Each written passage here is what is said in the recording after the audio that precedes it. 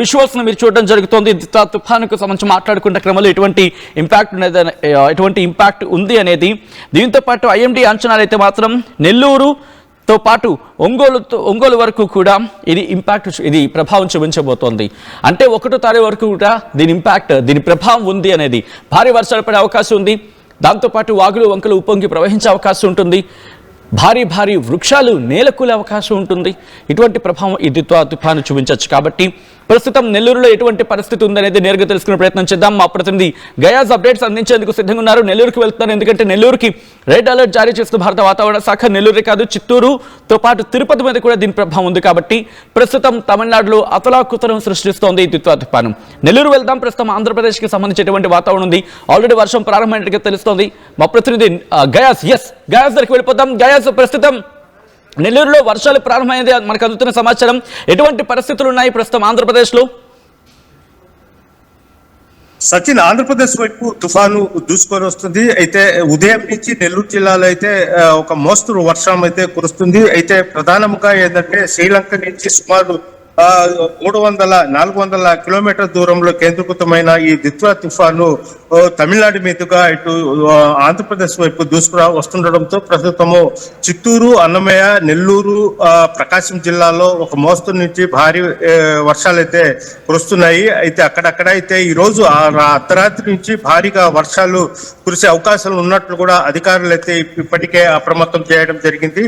ప్రధానంగా నెల్లూరు జిల్లాలో రాత్రి నుంచి ఒక మోస్తరు వర్షాలు కురుస్తున్నాయి. పుదుచ్చేరికి 330 కిలోమీటర్ల దూరంలో ఈ దిత్వా తుఫాను కేంద్రీకృతమై ఉందంటూ వాతావరణ శాఖ కూడా హెచ్చరికలు జారీ చేయడం జరిగింది. దీంతో అధికారులు మరింత అప్రమత్తం అవ్వడం జరిగింది.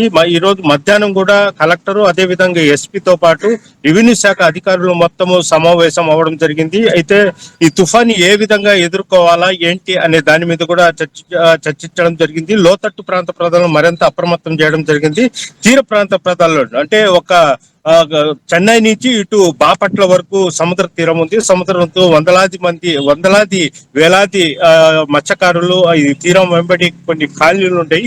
లోతట్టు అదే విధంగా బాగా ఎఫెక్ట్ ఉండే కాలనీలు మొత్తము సురక్షిత ప్రాంతాలకు వెళ్లిపోమని కూడా హెచ్చరికలు జారీ చేయడం జరిగింది. గత 2 రోజుల నుంచి సముద్రంలోకి వేటకు కూడా ఎవరిని వెళ్ళనీయకుండా అధికారులు అడ్డుకోవడము, అదే విధంగా వాళ్లకు హెచ్చరికలు కూడా జారీ చేయడం జరిగింది. అయితే అధికారులు మాత్రం ఇప్పటికే అప్రమత్తం అవడం జరిగింది. ఎందుకంటే 30వ తేదీ కల్లా హెవీగా వర్షాలు కురిసే అవకాశాలు ఉన్నాయి. అదే విధంగా 80 నుంచి 90 కిలో వేగంతో గాలిలు కూడా వీచే అవకాశాలు ఉండటంతో నగర పట్టణ ప్రాంతాల్లో కూడా హోర్డింగ్లు, అదే విధంగా చెట్లు కూలిపోయే ప్రమాదం ఉండడం, అదే విధంగా తీర ప్రాంతాల్లో రేకులిళ్ళు, పూరి గుడిసెలు వంటి కూడా ఈ చిరుగాలులకు కూలిపోయే ప్రమాదం ఉండడంతో వాళ్ళని కూడా సురక్షిత ప్రాంతాలకు తరలించడం జరిగింది. అదే విధంగా పునర్వాస కేంద్రాలను కూడా ఏర్పాటు చేసి ఎఫెక్ట్ ఉండే లోతట్టు ప్రాంతాల్లో ఉండే వాళ్ళని ఇప్పటికే సురక్షిత ప్రాంతాలకు కూడా తరలించడం జరిగింది.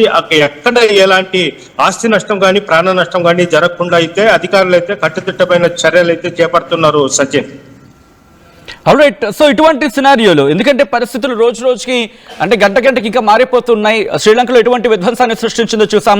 తమిళనాడులో కూడా బీభత్సాన్ని సృష్టిస్తోంది.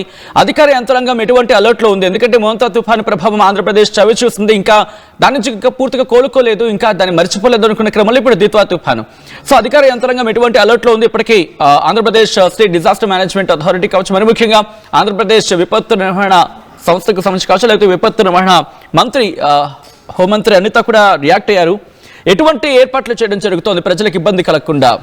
గ్యాస్ సచిన్, శ్రీలంకలో ఇప్పటికే అతలాకుతలం అయిపోయిన పరిస్థితి అయితే మనం చూస్తున్నాము. అయితే అదే ఎఫెక్ట్ మన ఆంధ్రప్రదేశ్ లో కొన్ని 4 జిల్లాల్లో అంటే అన్నమయ్య, చిత్తూరు, తిరుపతి, అన్నమయ్య, అదే విధంగా చిత్తూరు, నెల్లూరు, ప్రకాశం జిల్లాల్లో కూడా ఎఫెక్ట్ పడే అవకాశాలు ఉండడంతో అధికారులు మరింత అప్రమత్తం అవడం జరిగింది. అయితే ప్రత్యేక ఎన్డీఆర్ఎఫ్ బృందాలు కూడా ఇక్కడ రావడం జరిగింది. నిన్న అయితే హోమ్ మినిస్టర్ అనిత కూడా ఎస్పీలతో కూడా ఆమె వీడియో కాన్ఫరెన్స్ లో తగు సూచనలు, సలహా ఇస్తూ కొన్ని జాగ్రత్తలు ఏ విధంగా హెవీగా తుఫాను వస్తే ఎలా ఎదుర్కోవాలనే దాని మీద కూడా చర్చించడం జరిగింది. అదే విధంగా ఈ నెల్లూరు మంత్రి అంటే పొంగూరు నారాయణ, అదే విధంగా దేవాదాయ శాఖ మంత్రి ఆనం రామనారాయణ కూడా నెల్లూరు అధికారులతో, అదే విధంగా చిత్తూరు, కడప జిల్లాల అధికారులతో కూడా సమావేశమయ్యి ఎలాంటి ప్రాణ ఆస్తి నష్టం జరగకుండా చూసేందుకు గట్టి చర్యలు అయితే చేపడుతున్నారు. అదే విధంగా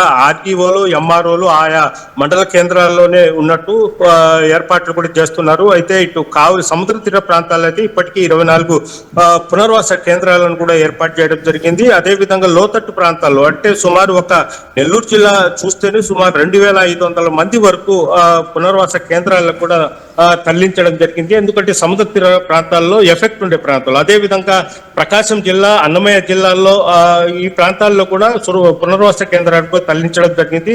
రైతులకు కూడా అప్రమత్తం ఉండమని కూడా హెచ్చరిక జారీ చేయడం జరిగింది. ప్రధానంగా రైల్వే ట్రాకు, జాతీయ రహదారులు మొత్తం ఎక్కడైనా తెగి రాకపోకలు కూడా అంతరాయం కలిగే ప్రమాదం ఉండడంతో ఆయా ప్రాంతాల్లో కూడా అప్రమత్తంగా ఉండి ఎన్డీఆర్ఎఫ్ అధిక సిబ్బంది కూడా రంగంలోకి దిగడం జరిగింది. అదే విధంగా జిల్లా కేంద్రాల్లో కూడా ప్రత్యేక పోలీసు బలగాలు, ఎన్డీఆర్ఎఫ్ బృందాలను కూడా ఏర్పాటు చేసి ప్రత్యేక బస్సులను కూడా ఏర్పాటు చేసి ఉన్నారు. ఎక్కడ ఎలాంటి చిన్న ఇబ్బంది కలిగినా వెంటనే అక్కడికి వెళ్లి వాళ్ళకు సహాయ చర్యలు చేపట్టే విధంగా అయితే చర్యలు చేపట్టేందుకు అధికారులు సిద్ధంగా ఉన్నారు. సచిన్, రైట్ ఒక్కసారి మీరు లైన్లో ప్రయత్నం చేయండి. ఎందుకంటే రీసెంట్గా ఇప్పుడే తాజాగా రిపోర్ట్ వచ్చింది. ఇటు భారత వాతావరణ శాఖ అమరావతి కేంద్రంగా ఆ రిపోర్ట్ని ఇచ్చింది. ఆ రిపోర్ట్ను ఒకసారి నేను చూపించే ప్రయత్నం చేస్తాను. ఇటు ఆంధ్రప్రదేశ్కి సంబంధించి ఎటువంటి పరిస్థితులు ఉన్నాయనేది మాట్లాడుకుంటున్న క్రమంలో ఇటు మ్యాప్ని చూపించే ప్రయత్నం చేస్తాను. ఒక్కసారి మీరు చూసే ప్రయత్నం చేస్తే కనుక ఇదిగోండి, ఆంధ్రప్రదేశ్కి సంబంధించి కొద్దిసేపటి క్రితం భారత వాతావరణ శాఖ ఇచ్చిన రిపోర్ట్ ఇది. ఆంధ్రప్రదేశ్కి సంబంధించి మీరు చూడడం జరుగుతుంది ఆర్టీవీ స్క్రీన్ మీద. ప్రస్తుతం ఎటువంటి పరిస్థితి అనేది విషయంలో మీరు చూడొచ్చు. ఇక్కడ ఆ ప్రాంతాన్ని కూడా నేను చూపించే ప్రయత్నం చేస్తాను. ఇదిగోండి, ఆ మ్యాప్ని కాస్త జూమ్ అవుట్ చేసి చూపించే ప్రయత్నం చేస్తాను. సో ఒక్కసారి మీరు చూస్తే కనుక ఇదిగోండి, ఈ ప్రాంతానికి సంబంధించి పూర్తిగా ఎరుపుమయంగా మారింది. పూర్తిగా ఆంధ్రప్రదేశ్కి సంబంధించి మాట్లాడుకుంటున్న క్రమం ఇదిగోండి. నేను కాస్త జూమ్ అవుట్ చేసి చూపించాను సో దట్ ఇంకా నీట్గా మీకు కనిపించే అవకాశం ఉంటుంది. ఆంధ్రప్రదేశ్కి సంబంధించి మాట్లాడుకుంటున్న క్రమంలో ఇక్కడ నేను జస్ట్ టచ్ చేస్తున్నాను. టచ్ చేస్తే మీకు అక్కడ క్లియర్గా అర్థమవుతుంది. ఒకసారి నేను జస్ట్ టచ్ చేస్తున్నాను, మీరు చూడొచ్చు. ఏమంటున్నారు ఇక్కడ ఆంధ్రప్రదేశ్కి సంబంధించి మీరు గమనించే ప్రయత్నం చేసినప్పుడు ఇక్కడ పూర్తిగా భారీ వర్షాలు కురిసే అవకాశం ఉందని చెప్పి వారు అలర్ట్ని జారీ చేయడం జరుగుతోంది ఆంధ్రప్రదేశ్కి సంబంధించి. సో పూర్తిగా అయితే మాత్రం ఇగో ఈ కార్నర్ అంటే నెల్లూరు, తిరుపతి, చిత్తూరు ఈ ప్రాంతాలకు రెడ్ అలర్ట్ని జారీ చేసిన క్రమం ఇక్కడ మనకు కనిపిస్తోంది. కడప, కర్నూలు, అనంతపురానికి సంబంధించి ఆరెంజ్ అలర్ట్ కనిపిస్తోంది. నెల్లూరు, చిత్తూరు అలాగే తిరుపతి ఈ జిల్లాలకు సంబంధించి మాత్రం ఇంపాక్ట్ అయితే మాత్రం కొనసాగుతోంది. చాలా మంది అనుకోవచ్చు అవునా అంత ఉందా అని చెప్పి అనిపిస్తే ఇప్పుడే కొద్దిసేపట్లో నేను మీకు ఇంకొక ట్యాబ్లో చూపించే ప్రయత్నం చేస్తాను. తమిళనాడులో ఎటువంటి పరిస్థితి ఉందనేది ఏకంగా మిల్లీమీటర్లు కాదు సెంటీమీటర్లు అక్కడ భారీ వర్షం పడుతోంది. ఆ రిపోర్ట్ నేను మీకు చూపిస్తాను సో దట్ మీకు అర్థమయ్యే అవకాశం ఉంటుంది. ఒకసారి విజువల్కి వెళ్తున్నాను. విజువల్కి వెళ్ళిన తర్వాత నేను మీకు ఆ డీటెయిల్ని చూపించే ప్రయత్నం చేస్తాను.